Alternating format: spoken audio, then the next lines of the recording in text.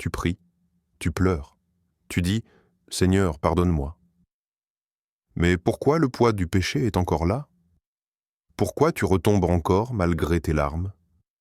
Ce que tu appelles repentance, Dieu l'appelle peut-être juste culpabilité émotionnelle. Et si je te disais que ce n'est pas le péché qui te détruit, mais ta fausse manière de t'en éloigner, oui, tu entends bien. Dieu ne veut pas des excuses. Il veut ta transformation. Et aujourd'hui, tu vas comprendre comment te repentir vraiment et être libéré. Reste bien jusqu'au bout. Parce que ce message peut être le tournant spirituel de ta vie. Un annonce de la révélation.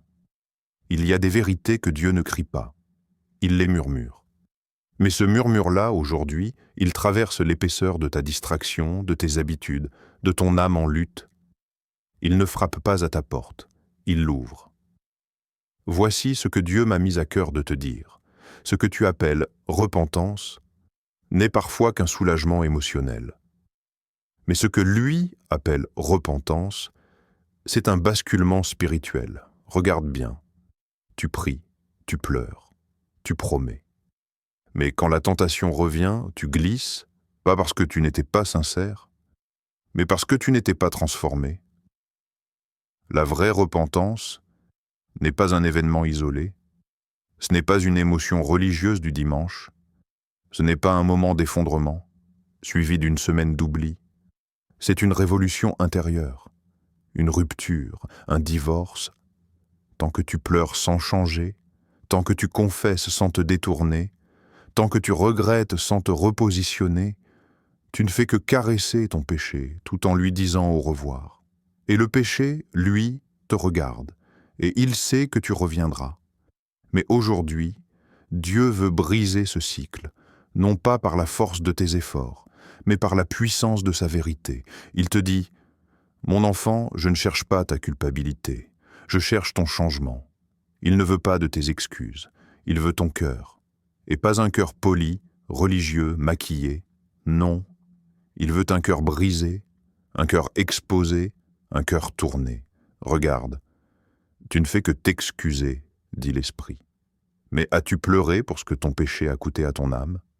As-tu senti combien ça m'a éloigné de toi? As-tu crié « Seigneur, je t'ai perdu » avant de dire « Seigneur, je reviens » ?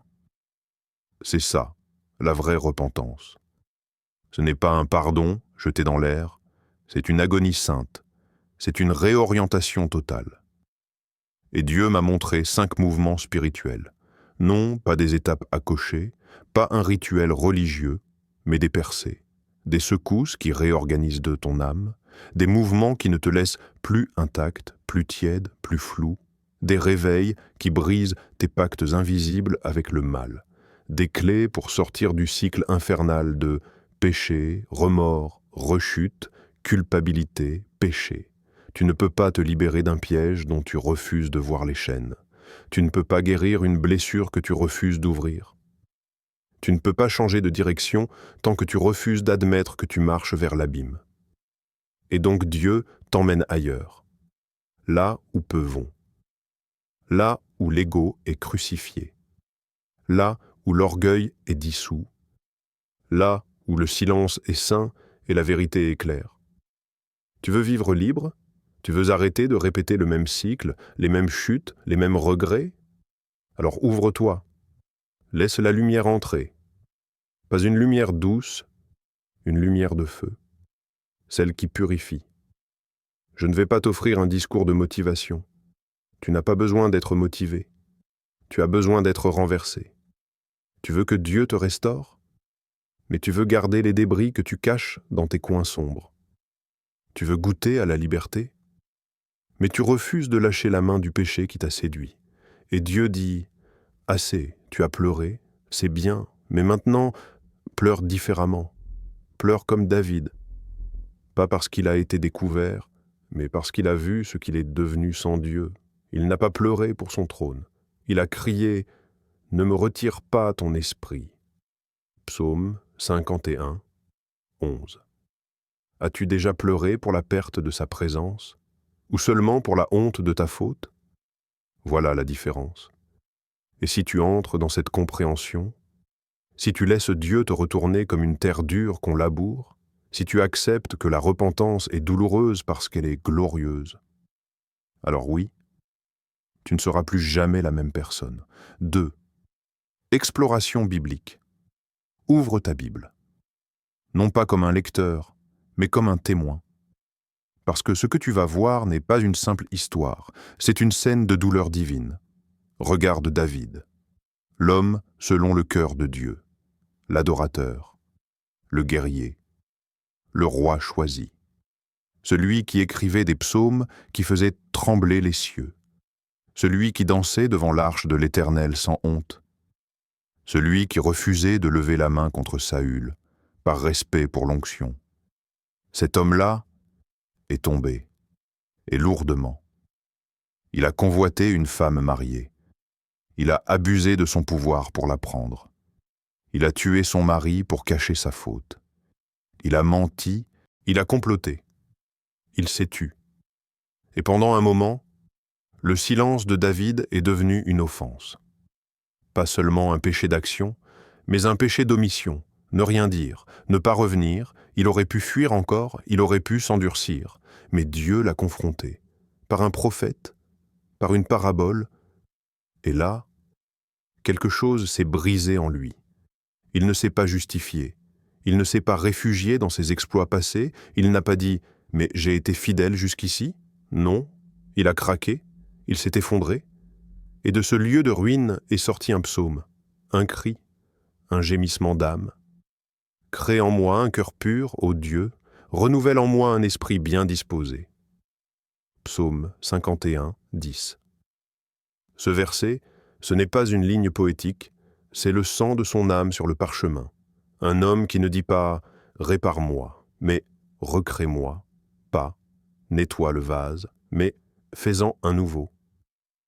Tu vois la différence ? David ne cherche pas à améliorer l'ancien. Il demande une nouvelle naissance, et dans tout le psaume 51, tu sens cette profondeur rare. Il ne prie pas pour sa réputation, il ne supplie pas pour son trône, il dit « Ne me retire pas ton Esprit Saint. Contre toi seul j'ai péché. Je reconnais mes transgressions. » C'est là qu'est la vraie repentance, pas dans le fait d'avoir été pris, mais dans la prise de conscience de qui on a blessé. Et c'est Paul, des siècles plus tard, qui viendra poser des mots inspirés sur cette expérience. La tristesse, selon Dieu, produit une repentance qui mène au salut. 2 Corinthiens 7, 10.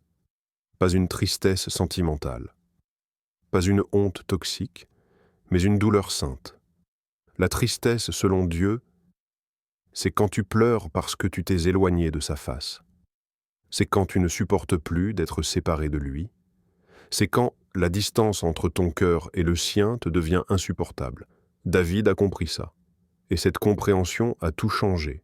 Ce n'est pas son péché qui l'a défini, c'est sa réponse au péché. Il aurait pu mourir coupable, il est devenu un homme restauré. Et regarde, Dieu ne l'a pas seulement pardonné, il l'a relevé, il l'a utilisé encore. De sa descendance est venu le Messie. Le Dieu que tu sers est plus prompt à relever qu'à punir, mais il ne relève que ce qui est effondré pour de vrai. Tu ne peux pas prétendre être brisé. Tu ne peux pas jouer la repentance. David n'a pas produit un discours. Il a déversé une détresse. Et c'est cette détresse-là que Dieu honore. Ce psaume, tu peux le lire 1000 fois, mais tant que tu ne l'as pas vécu, il restera un texte. Un jour, tu vas pleurer ces mots avec ta propre voix, et ce jour-là, tu comprendras que ce n'était pas seulement l'histoire de David, c'était la tienne. 3. Application concrète. Maintenant, je vais être très clair avec toi. La repentance, ce n'est pas une idée abstraite, ce n'est pas un concept théologique réservé au séminaire, ce n'est pas un sentiment vague que tu ressens à l'église, puis que tu oublies dès que tu rentres chez toi. La vraie repentance, c'est une posture, c'est un acte, c'est un chemin. Et ce chemin-là, tu dois le marcher, pas en théorie, pas avec de beaux mots, mais en action, une vérité, en feu. Alors je vais te parler comme on parle à quelqu'un qu'on aime trop pour le laisser dans le piège.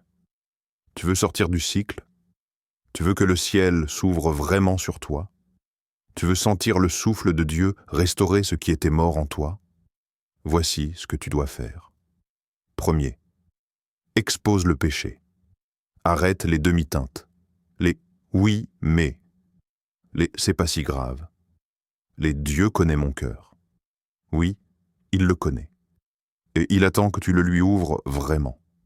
Tu dois appeler ton péché par son nom. Pas faiblesse si c'est de la luxure, pas tension si c'est de la haine, pas petit arrangement si c'est du vol. Dis-le, crie-le s'il le faut, écris-le. Mais sors-le de l'ombre. Ce que tu caches, le diable contrôle. Ce que tu révèles, Dieu guérit. Ce n'est pas Dieu qui est lent à pardonner, c'est toi qui es lent à tout déposer. Et tant que tu caches, tu donnes des droits spirituels à l'ennemi. Des accès, des places, des bastions. Mais une fois que c'est confessé, c'est brisé. 2. Pleure devant Dieu, pas devant ta conscience. Il y a des larmes qui ne guérissent pas, des larmes de honte, des larmes d'orgueil blessé, des larmes centrées sur toi. Mais la repentance, c'est pleurer devant Dieu. Pas parce que tu t'es planté, mais parce que tu l'as trahi. Tu n'as pas péché contre toi. Tu n'as pas offensé seulement ton image ou ta dignité. Tu as péché contre ton Créateur, contre celui qui t'aime assez pour mourir à ta place. Et ça doit te briser, pas pour te condamner, mais pour que tu réalises ce que tu es en train de perdre quand tu le trahis. Pleure, mais pleure vers lui. Laisse ton cœur se fissurer dans sa lumière. Laisse sa sainteté peser sur toi et t'attirer à lui. 3. Tourne-toi. Le mot « repentance », en hébreu, c'est « tshuv ». Ça veut dire faire demi-tour, pas juste se sentir mal, mais changer de direction. Tu ne peux pas pleurer devant Dieu puis retourner dans le même lieu de chute. Tu ne peux pas dire « je me repens » et garder les mêmes accès, les mêmes musiques, les mêmes numéros, les mêmes distractions. Tu dois couper, tu dois quitter, tu dois changer. Supprime ce contact. Quitte ce groupe, jette ce lien, fuis ce contexte. Change de rythme. Tu n'as pas été appelé à gérer ton péché. Tu as été appelé à l'abandonner. La vraie repentance n'essaie pas de s'approcher le plus possible du feu sans brûler. Elle tourne le dos au feu. Et elle court vers la source. 4. Remplis le vide. Tu ne peux pas juste couper un péché. Tu dois remplacer ce vide. Parce que si tu laisses un vide spirituel, il sera tôt ou tard rempli par autre chose. Et souvent, c'est le retour du même péché, version plus subtile, plus séduisante. Tu veux tenir dans la repentance? Alors nourris ton âme. Lis la parole. Pas comme une habitude, mais comme une respiration. Mets de la louange dans ta maison, dans tes oreilles, dans ton atmosphère. Entoure-toi de gens qui te poussent vers Dieu, pas qui justifient ta chute. Tu ne peux pas grandir dans la foi si tu restes planté dans le terrain de la faiblesse. Change de terrain. Là où la parole habite, le péché étouffe. Là où l'esprit souffle, les chaînes tombent. 5. Reçois son pardon et là, écoute bien. Parce que c'est ici que beaucoup échouent. Tu as confessé, tu as pleuré, tu as changé. Mais tu n'oses pas croire que tu es vraiment pardonné. Tu portes encore une culpabilité que Dieu a déjà effacée. Tu gardes une honte que Dieu a déjà recouverte.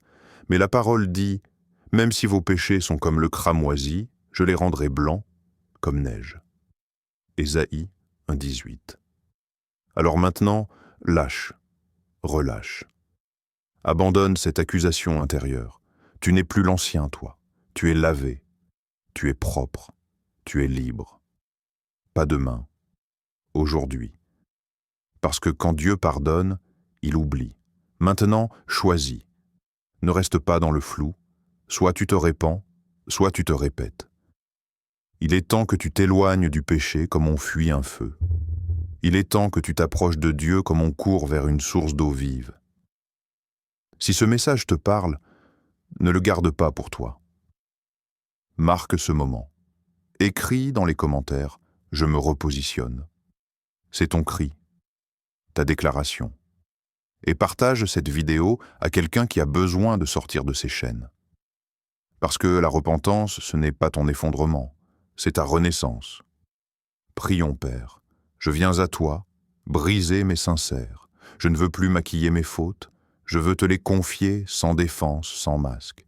Crée en moi un cœur nouveau, déracine ce qui m'éloigne de toi. Je renonce à toute fausse repentance, je renonce au confort du péché, je me tourne vers toi, Seigneur. Lave-moi, restaure-moi, et donne-moi la force de marcher selon ton esprit. Je reçois ton pardon, je marche dans ta grâce, et je déclare, je ne suis plus esclave du passé, je suis un enfant qui rentre à la maison. Au nom de Jésus, Amen.